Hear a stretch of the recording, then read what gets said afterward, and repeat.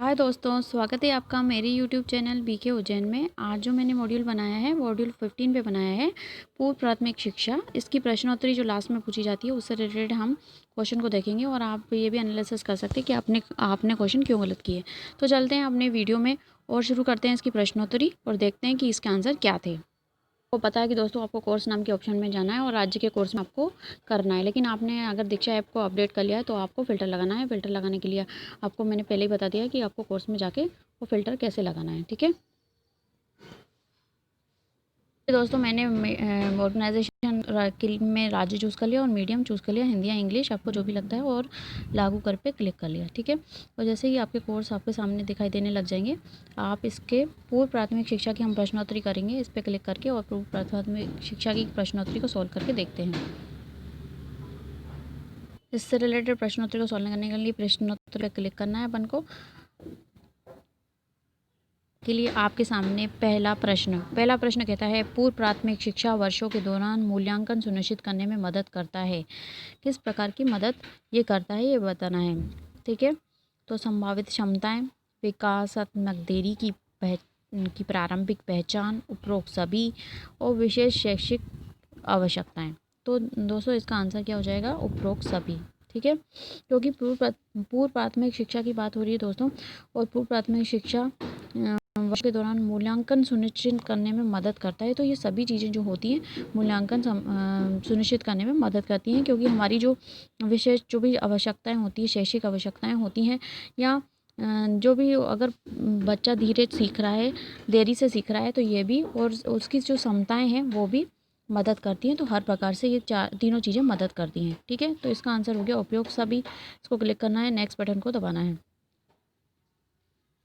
Next button को दबा के देख लिया। नेक्स्ट प्रश्न क्या कहता है दोस्तों? पाठ्यचर्या चलाने के दौरान पूर्व प्राथमिक शिक्षा कार्यक्रम में शिक्षण शास्त्र के 3 प्रमुख घटक क्या हैं? ये 3 प्रमुख घटक की बात कर रहा है। तो ये सारे ऑप्शन दिए हैं, खेल, कहानी और पढ़ना।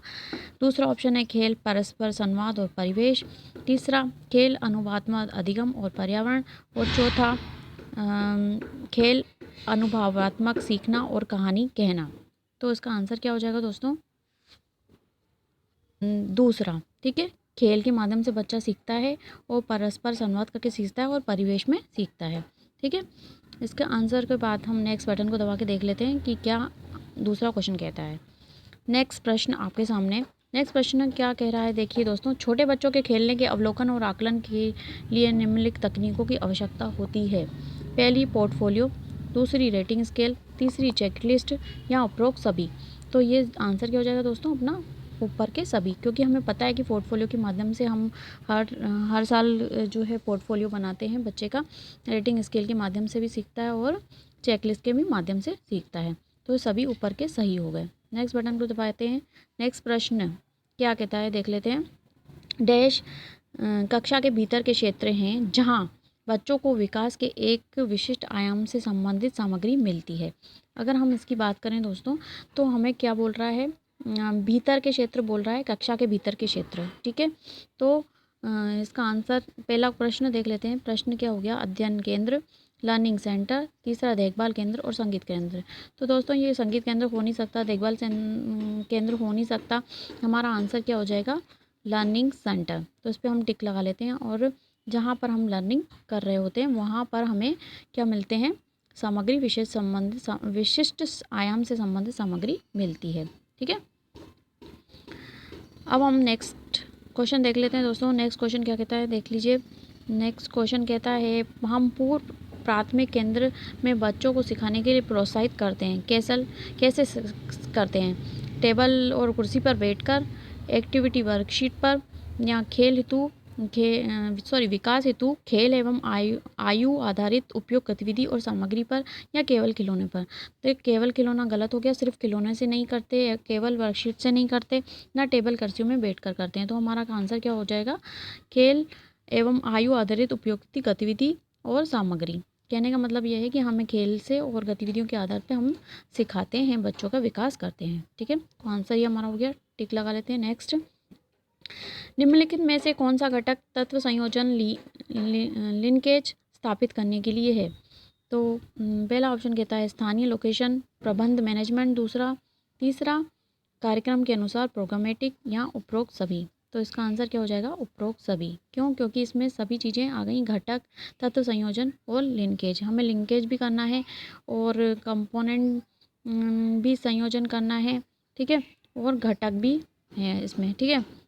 तो इसका आंसर क्या हो जाएगा? सभी। जैसे कि हमने एक्टिविटी में देखा ही था कि जो लोकेशन होता है वो लोकेशन से संबंधित, मैनेजमेंट से संबंधित और ये प्रोग्रामेटिक संबंधित, ये सभी चीज़ें एक साथ आ गई हैं, ठीक है। नेक्स्ट क्वेश्चन क्या कहता है दोस्तों? नेक्स्ट क्वेश्चन देखिए। नेक्स्ट क्वेश्चन क्या कहता है दोस्तों? पूर्व प्राथमिक केंद्र आने वाले छोटे बच्चों के लिए आयु समूह क्या है? तो आयु समूह पहला है 3 से 6, दूसरा 4 से 5 साल, और तीसरा 3 से 4 साल, और चौथा 2 से 3 साल। तो इसका आंसर क्या हो जाएगा? 3 से 6 साल, क्योंकि जो स्कूल से पहले जो शिक्षा होती है वो कौन सी होती है? 3 से 6 साल की होती है। और जो हमारे आगे आंगनवाड़ी केंद्र, या अगर हम प्राइवेट की बात करें तो प्ले स्कूल जो होते हैं वहाँ पर दी जाती है, ठीक है। नेक्स्ट बटन को दबा लीजिए और देखते हैं नेक्स्ट क्वेश्चन क्या कहता है। नेक्स्ट क्वेश्चन कहता है दोस्तों कि डैश मान्यता है कि भाषा शब्द शब्दांश, तुकांत और ध्वनियों से बनी है। तो क्या चीज़ ध्वनि, ये सब चीज़ों से बनी है, ठीक है। तो इसमें ध्वनि जागरूकता, ठीक है। तो ध्वनि जागरूकता होती है वो भाषा शब्द या शब्दांश या तुकांत और ध्वनियों से बनी हुई है, ठीक है। तो इसका आंसर थर्ड वाला हो जाएगा। ये तो हो ही नहीं सकता, इनमें से कोई नहीं।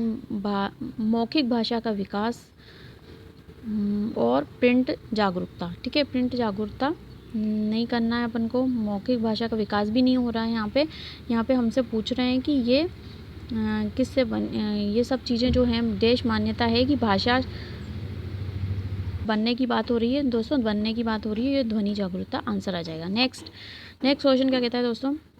नेक्स्ट क्वेश्चन देख लेते हैं। पूर्व प्राथमिक शिक्षा कार्यक्रम प्रशिक्षण में शामिल होना चाहिए।